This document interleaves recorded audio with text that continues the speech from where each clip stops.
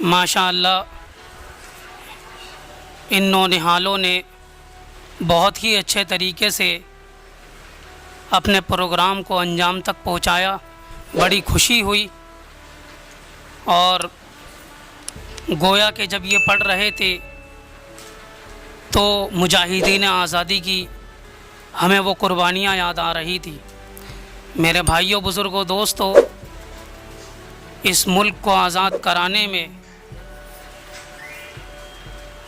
उलमाए किराम ने और मुसलमानों ने बहुत बड़ी बड़ी कुर्बानियाँ दी। अपनी गर्दनें कटाई, अपने बच्चों को यतीम किया हैं और जेलों की सलाखों के पीछे गए। चक्की की सज़ा होती थी, चक्की पीसने की, काला पानी की सज़ा होती थी, बड़ी बड़ी सज़ाएं झेली, ऐसी ऐसी सज़ा काटी कि आज उन सज़ाओं को पढ़कर रूह कांप जाती है कि खिंजीर की खालों में उलमाए किराम को ठूस कर और तोप के गोलों से उड़ा दिया जाता था। आप हजरात ने तारीख़ में एक तारीख़ गुज़री है, मोपला के मुसलमान। मेरे भाइयों, बुज़ुर्गों, दोस्तों, जब आप इनकी कुर्बानी सुनेंगे, इन्होंने इस मुल्क के लिए ऐसी ऐसी कुर्बानी दी कि उस ज़माने में इनको ट्रेन में ठूस कर मालगाड़ी में लेके जाया जा रहा था अदालत। इनके ऊपर केस हो गया था मोपला के मुसलमानों पर।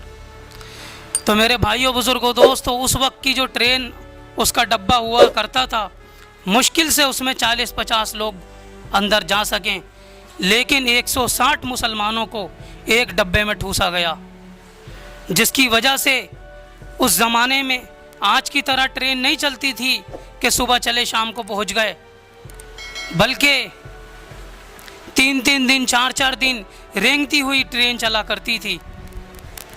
जब ट्रेन अपनी मंजिल पर जाकर पहुंची तो डब्बा खोलकर देखा गया तो उसमें तकरीबन 60 जानों से भी ज़्यादा मर चुकी हैं और ताफुन की वजह से, उनकी बदबू की वजह से दूसरे जो उसमें लोग हैं वो नीम मुर्दा हालत के हो गए हैं। और उसके बाद जब इनको कोर्ट ले जाया गया तो उस वक्त के जज ने फैसला दिया सजाए मौत का। मेरे भाइयों, बुज़ुर्गों, दोस्तों, इन मुसलमानों ने इस धरती के लिए बहुत बड़ी बड़ी कुर्बानियाँ दी, जिनको आज स्कूलों में, कॉन्वेंटों में, कॉलेजों में, यूनिवर्सिटियों में नहीं बयान किया जाता, जिनको तारीख़ से फरामोश कर दिया गया, तारीख़ से भुला दिया गया।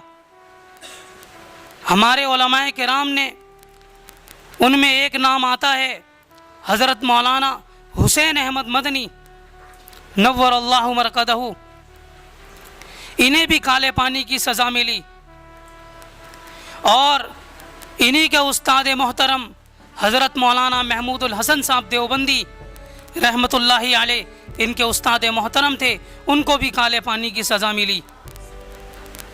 मेरे भाइयों, बुज़ुर्गों, दोस्तों, ऐसी सज़ाएं मिली कि जब हज़रत मौलाना महमूदुल हसन साहब देवबंदी रहमतुल्लाहि अलैह का इंतकाल हुआ तो उनके जिस्म के ऊपर इस तरह कोड़े के निशानात थे जिस तरह के लोहे को दागा गया हो। मेरे भाइयों, तरह तरह की सज़ाएं दी जाती थी, तरह तरह की पिटाइयाँ होती थी। इसके बावजूद हज़रत मौलाना हुसैन अहमद मदनी, हज़रत मौलाना जाफ़र थानेसरी, हज़रत मौलाना विलायत अली, ये जितने भी हजरात हैं, इन्होंने काले पानी की सज़ा पूरी की। और उसके बाद आने के बाद काले पानी की सज़ा के नाम से एक किताब भी लिखी जो मंजर आम पर है। आप हजरात उस किताब को पढ़कर देखें तो आपको पता चलेगा कि कैसी कैसी सज़ाएं इन हजरात ने भुगती। मेरे भाइयों, दिल्ली से लेकर मेरठ तक कोई दरख्त ऐसा नहीं बचा था जिसके ऊपर उलमाए किराम की गर्दनें ना लटकी हों। 8.5 लाख जानों का परवाना इस मुल्क के लिए सिर्फ मुसलमान ने दिया, जिसको आज तारीख फरामोश कर चुकी। मौलाना अबुल कलाम आज़ाद रहमतुल्लाह अलैह बदकिस्मती से जब इस मुल्क का बंटवारा हुआ और बंटवारे की सूरत में पड़ोसी मुल्क पाकिस्तान बना, तो हमारे मुल्क के बहुत सारे लोग जाने लगे। उस वक्त मौलाना अबुल कलाम आज़ाद रहमतुल्लाहि अलैह ने जामा मस्जिद की सीढ़ियों से खड़े होकर बयान किया था और कहा था कि मुसलमानों, तुम कहाँ जा रहे हो, तुम कहाँ जा रहे हो? ये मीनारे तुम्हें पुकार पुकार कर रोक रहे हैं। ये ताजमहल, ये कुतुब मीनार, ये लाल किला, ये सब तुम्हारा है। तुम ये छोड़कर कहाँ जा रहे हो?